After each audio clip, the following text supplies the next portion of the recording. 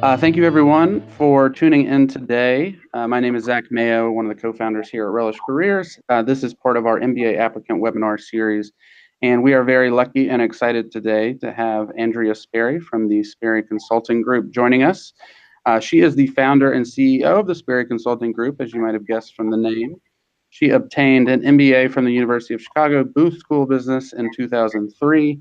And after 4 years as a consultant with Bain & Company, where she took on an increasing case and talent management responsibility, she founded Sparrey Consulting in order to pursue her passion for helping young professionals realize their maximum potential. This ultimately became Sparrey Consulting Group, Inc., with expanded programs designed to maximize the experiences of people at every stage of their career. And that includes the 100-week sprint program for incoming MBAs, which is offered by the Sparrey Consulting Group. And you can find more information about that at sparreyconsulting.com. So, Andrea, that is a very impressive resume, and we are very happy to have you here today. Thank you so much for joining us. Well, thanks so much for having me, Zach. I really appreciate it. Awesome. And we will go ahead now and just jump into the questions. So, our audience for this webinar series is primarily folks who are thinking about applying, currently applying, or have already applied to business school and are either waiting on decisions or already been admitted. So our questions will sort of work through that chronology, and we'll start with folks who are still researching schools and applying. So for that audience, how can they be sure that their target list of schools contains the right list of schools for them? Yep. And relatedly, what are some of the important criteria to consider that might get overlooked by some applicants who are thinking about where to apply? Well, that's a great question. And I think there are different factors that people should be considering when they're thinking about schools. There's some common ones, obviously, that people will consider, and whether there's a specialized program that fits with an area that they want to pursue or target. That often comes up, and people think about that, or they'll think about rankings. But the areas that I find people overlook the most, and this may sound, the areas I think they overlook the most are the geography that they want to be in the long term. So to give you an example, I have several clients who are very interested in careers in the Southeast in the long term. And there are a whole bunch of ways to get to the Southeast, for example. One of them could be going to a school that's ranked #1 in the country, building some experience, and then moving. But there are lots of other ways to get there too. So for example, I find schools like Fuqua or the MBA program at Emory, for example, might be overlooked because people primarily look at rankings first. But if you look at the geography of where alumni go, it's really important to make sure that there are alums in geographies that you care about and are important to you.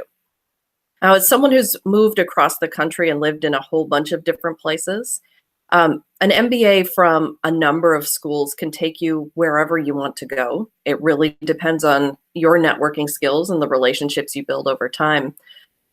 But if you know right from the beginning that your target geography is the Southeast or the Southwest or somewhere internationally, it's really important to take a look at where schools are placing students and where you see yourself.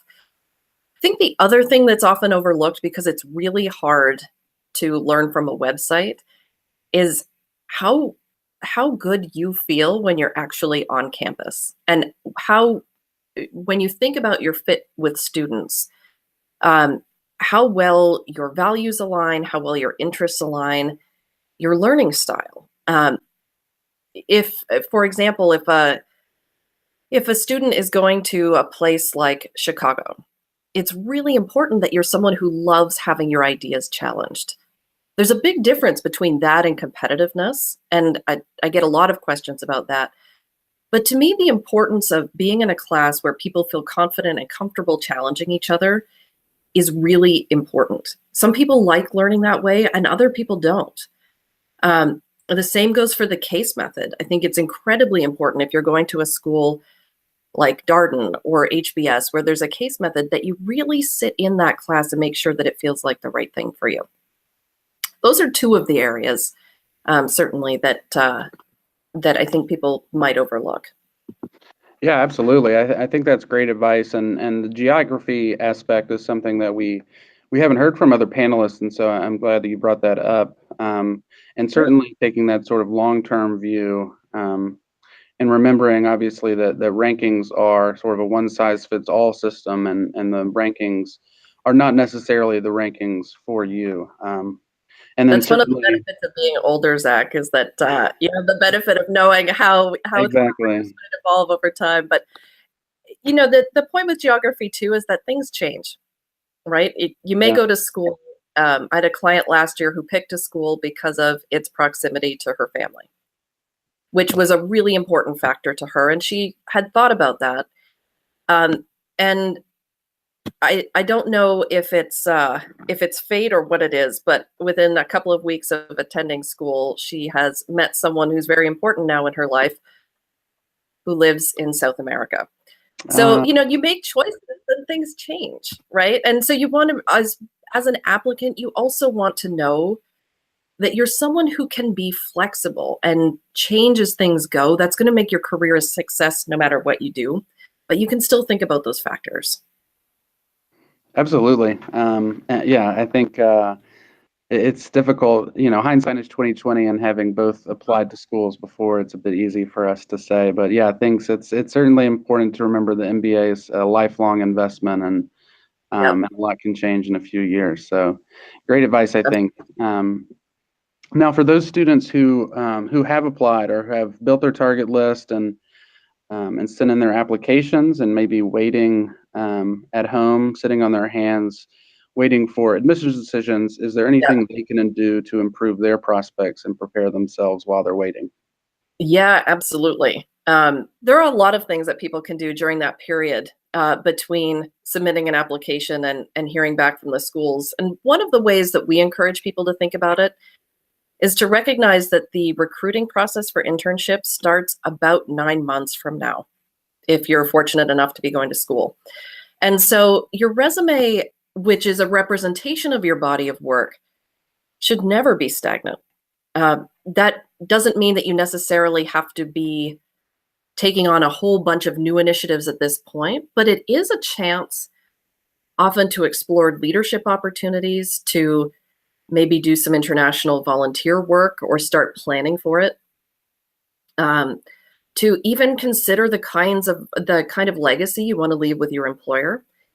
So when you look at your resume, what we actually encourage people to do at this time in particular is take a new font color and start changing the resume around for how you want it to look by the time you're done with this period in your career. So if you're planning on leaving work at the end of May, for example, thinking about what the ideal resume could look like for you by the end of May really helps to use this time really productively. The benefit, of course, is let's imagine that you get accepted to a couple of schools but waitlisted at your dream school. That process of imagining how your resume can continue to evolve really gives you great content for when you're thinking about a waitlist letter or an update. And in the worst case scenario for a client, let's imagine that they applied to school and they knew that it was a stretch this year.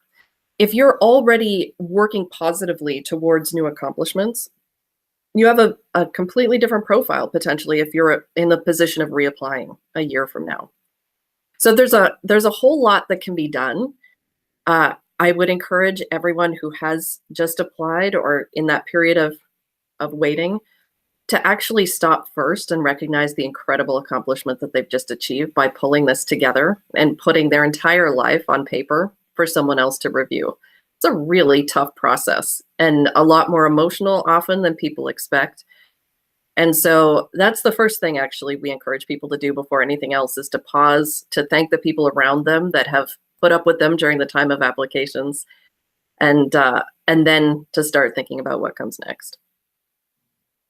Yeah, I think that's certainly good advice. And given how big of a task the application process is for for top business schools, I think it makes sense to kind of pat yourself on the back for a little while at least, and kind of appreciate what you've accomplished, but Yep. also maintain that perspective that it is, the beginning of a process rather than the end goal. So a lot Yeah, of work still remaining. absolutely. And you touched on this a little bit in the answer you just provided, but for students who, have finished that waiting process and heard back their admissions decisions, for applicants who are deciding between two schools, how should they think about that decision? And in particular, how can they balance things like ranking versus financial assistance slash cost? So I'm going to take that question, the two parts of that question separately, because the first part, in terms of the process of deciding, I think it's really important to crowdsource the inputs that you're going to get about this first. Because if you've got acceptances to 3 different schools, for example, with different scholarships or different opportunities, there are going to be a lot of people in your life with a lot of opinions. And some of them are terrific and insightful and helpful, and others might not be. But if you start by crowdsourcing that perspective first, the people around you who are really important feel heard. You can distill down the different factors that people are sharing with you. Think about what's important to you and what's not important to you, and then start assessing the choices. So I think it's really important to really do it as a funnel and take those inputs first, decide what's important to you in terms of criteria, and then start making the choices. It is helpful during that time to have 1 or 2 people who will ask you tough, challenging questions. I find if you just look at the numbers, oftentimes people will pick the school that they go to the admitted students weekend first because it's exciting. It's awesome. It's your first admitted students weekend. There's so much energy. That may or may not be the right choice. And so simply by thinking about those factors and being aware of them, it can impact the way that you think through the decision. Ultimately, it comes down to how confident you are in the choice that you make. And so I will have some clients who will make a decision, go to bed, sleep on it, and if they're not sleeping, really know that there's another choice out there that's the right one for them. Now, that gets complicated if you go to bed 2 different nights for 2 different choices and you don't sleep either night. That's a different problem. But usually people know if they've pulled that information together first. If you are getting increasing amounts of information over time, then it gets really complicated. So start with the information, come up with your criteria, then think through the decision. In terms of ranking versus financial outcomes, one of the tools that we make available to our clients is something called My MBA ROI. So instead of thinking about the ROI of an MBA experience on a macro scale or at a school level, it's thinking about what does it look like for you. And so it starts to ask a number of specific questions to get at the path that you think you're taking. So for example, if you're planning on a career in strategy consulting, the offer that you'll get financially is going to be very similar, whether you have attended Booth or HBS or Fuqua or Yale School of Management or a variety of programs, right? There may be some tweaks slightly, but for the most part, those offers are the same across the board. And so then you're thinking about, well, what's the difference then financially for me? Is it 4, 5, 6 years out when I'm making a transition from that consulting job to something else? Is the school brand going to be critical to me at that point and the relationships? Maybe the answer is yes, right? So it's looking at how strongly you believe the brand of that school will impact your future choices. One of the neat things about doing an MBA, and it was not the neatest thing at the time, was learning how to do present value equations and understanding that financial considerations 5 or 10 years down the road do not make as much of a difference as the financial considerations in the immediate term. Now, interest rates being what they are, that makes it a little easier to make decisions for the long term. But it's important to think about if that on the financial metric alone, what you have to believe in order for a higher ranked school to make it worthwhile for you. The other consideration that I often talk to people about is how their career might unfold if they're at one school versus another. So if I had been recruiting for consulting at a different business school than the one I went to, maybe the outcome would have been different. Maybe my confidence would have been different. There was a lot about being a confident leader that I could take into the interview because I loved being at Booth, for example. And so I think that came through in the interviews and was something that led to success for me. So as people think about those choices, rankings are not always the most important criteria. And there's a lot of work you can do with the detail to figure out the right choice. Yeah, I think that that's really good advice, and it sounds like a really interesting tool that you mentioned that you offer to some of your clients. And I think it's interesting as a former MBA, they give you a lot of the tools in your MBA to evaluate the financial decision that you make at the beginning of your MBA, but it's too late by Yeah. that point. So, I but yeah, remember a client getting that assignment actually when she was at business school to evaluate the ROI of her experience, and oh man, we were laughing about the fact that for her it was a very positive outcome. yeah, But well, that's good. that's not always going to be the way the calculation works for people.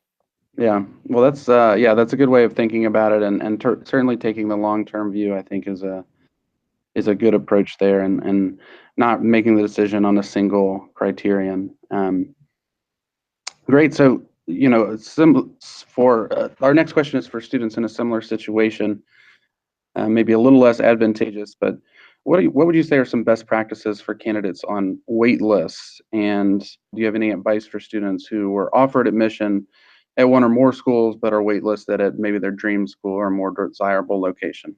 Yep, that's a great question. I think in terms of the wait list, it is incredibly important to show interest or to have shown interest in that school all along. So if you have started to build relationships with people long ago, and this actually is advice that's probably relevant to people early in the process as well, and something that's easy to overlook and hard to replicate after the fact. But the more you've built relationships with people through the process, so meeting with admissions people when you go on a campus tour, or having a discussion with someone at an info session if that school comes to your city, for example, those touch points are really important to be able to follow up and convey your interest. Different schools have very different policies about how much they want to be updated, how much they want to hear from you. I can tell you that I have never had someone accepted. I shouldn't say that. One time in all of my years, I have had someone accepted off of the wait list who was passively waiting. In every other circumstance, people have been doing things to reach out. There's certainly a balance. You don't want to overwhelm a school with your outreach. It's going to be professional and appropriate. But at that stage, a school is really excited to give a spot to someone who really wants to be there. And you and I'm sure, Zach, have both talked to people over time who really want something where it comes through. Their sincerity resonates. They have specific examples and specific reasons. So, for example, to write an update to Kellogg to tell them that you really want to go to Kellogg because they're such a great marketing school is not helpful, right? If you talk to someone and if you're putting together a waitlist letter that says, Kellogg, I have been dreaming about my Quest trip since before I even submitted my application. I talked to a half a dozen students who said that the Quest experience changed their entire perspective on an MBA for these reasons. All of a sudden, there's two different letters with two very different tones, two very different levels of sincerity. And so I think, given that the schools are going to want to give the spots to people who really want to be there, I think it's important to convey that. That's where alums can be helpful in supporting that message. One of, I guess, maybe the public service announcement is never put an alum to work for you or ask an alum to go to work for you if you're not intending to go to their program. So if someone puts themselves on the line to say, man, Harvard, if you give Zach a spot, he is going. You better be sure as the candidate that you're actually going. right? And so it's important to make sure that even during that time with the wait list, that you're conducting yourself in a way that is building favor amongst all of those people who are helping you. The reality is, the other thing about the wait list, and part of why I actually enjoy this whole application experience for people, is it's an opportunity to network and connect with people who could change your life, whether you go to that school or not. So for example, I had a client who was on the wait list at a well-known business school on the West Coast, really wanted to be there. And in particular, he really wanted to be there because there's a professor that he wanted to work with on a certain topic. There were a dozen other reasons why he wanted to be there as well, but that professor really stood out to him. And so he reached out during the waitlist process and went to campus, met with that professor. He didn't end up going to Stanford, but he has a relationship with that professor, and that's someone who's now an advisor for his career. So he actually used the waitlist as a way to continue building relationships that have been powerful throughout, I think that will be powerful throughout his life. And so it's using that process to continue to build who you are as a candidate, so that if you end up at that school, terrific. If you don't, it's still an opportunity to have those connections with alums and students. Yeah, I think that's a great story, and I think not something that a lot of folks would consider as the connection with faculty that you can make. Even a school that waitlists you still is interested in you as a candidate, so you can still make those connections. I think that's really good advice. Now, our last question that we have here, or I guess our last two-part question, since almost all our questions are two parts, is in that last stage of the chronology. So once an applicant has been accepted and decided on a school, what can they do to prepare themselves during the months leading up to the start of the first year? And any other sort of related advice you have for incoming MBAs who are looking to make the most of their 2 years in business school? Yeah, absolutely. So this is, Zach, I think this is where I'm going to put in a shameless plug for the 100-week sprint, which I feel very comfortable doing since it's a program that we offer on a complimentary basis to MBA students. Absolutely. Yes, please do. Yeah, so it's at 100weeksprint.com, the number 100, and then week sprint. The reason it's called the 100-week sprint is that the MBA experience is 2 years at a breakneck pace. I think, even thinking back, there are times when I smile wondering exactly how many things it was possible to fit in a day. I'm sure you went through the same thing. There's so much to do and so many incredible opportunities. And part of making the most of an MBA is being ready to go. And so we launched the 100-week sprint program a number of years ago. It starts at the end of March, actually, for people who have been accepted. So for first and second round students, they can get started right away. And the goal is to give people information every week about something that they can do over each of the 100 weeks, both before they start school and then when they're in school, to make the most of the experience and the investment. And it ranges from advice and perspective on quantitative tools that people could start to explore before starting an MBA to make sure that they're really ready when they get to the classroom and not overwhelmed. We have reading lists. We have some pretty timely, I think, for a lot of folks, relationship advice from people who have been there before, from singles, couples, married folks, and all sorts of things in between, because managing a relationship during an MBA is incredibly difficult, or can be, and it can be incredibly rewarding too. We have highlighted things like doing pre-MBA internships and give people some resources for that, because there are some incredible opportunities to go and work, sometimes with alums of a school. Sometimes it's in a volunteer capacity. Maybe it's even picking up a board role in an organization where you can build specific skills. All of those things can be really helpful to do before an MBA program. It's also, though, the advice that I think comes across the most often through the 100-week sprint and when I'm talking with clients is how amazing this time is to go and talk to people. It's so, once you're a student, even when you say you're thinking about being a student, People are willing to talk with you in a way that they might not ever again throughout the course of your career. They are really willing to help you and very, very thoughtful about it. And so I find that if people approach alums, that the time before school can be an amazing opportunity to explore what you actually want to do. People are willing to be open and frank. They often share the pros and cons of different choices. And you're at the same time building a network of people that you can go back to 6 months down the line and talk to because they may be a prospective employer. So there's some really, I get so excited about this time for people. It's a great time to travel, to see things that you might not otherwise get to see.